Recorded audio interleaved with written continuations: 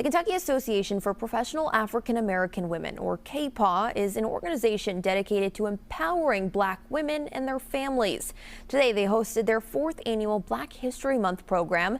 WKYT's Alyssa Williams shows us how this year they focused on elevating young voices. It's our top story at 6.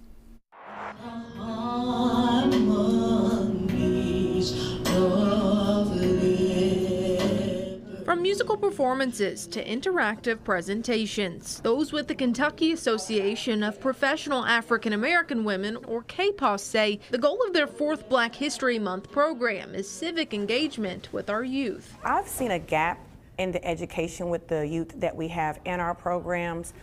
We do want them to be as informed and educated as possible about things that impact them, whether it's school, the communities that they live in, even at home. Dr. Brittany Brannon is KAPAAW's CEO. She says Saturday's program includes discussion panels to showcase important Black voices in the Lexington area, like legislators and local leaders, including Fayette County Commonwealth's attorney, Kim Baird. Black History Month should not just be in February. It should be throughout the year to emphasize to others the contributions that African Americans have made, to let the young people understand what their role is in society and the importance that they play. Beyond encouraging girls to recognize the roles they play in their community, the program also spotlighted that theme through its Wax Museum, where Deshaya Bates shared more on Lexington native and activist Mary Ellen Britton, and Jada Tevis honored Marilyn Hughes Gatson, who revolutionized treatment for sickle cell disease.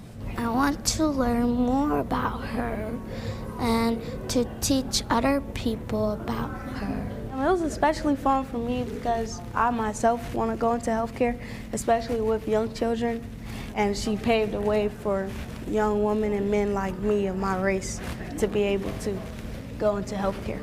Elevating the young Black voices within our communities this month and beyond. In Lexington, Alyssa Williams, WKYT. And to learn more about KAPAAW's future events, you can head to this story inside our WKYT News app.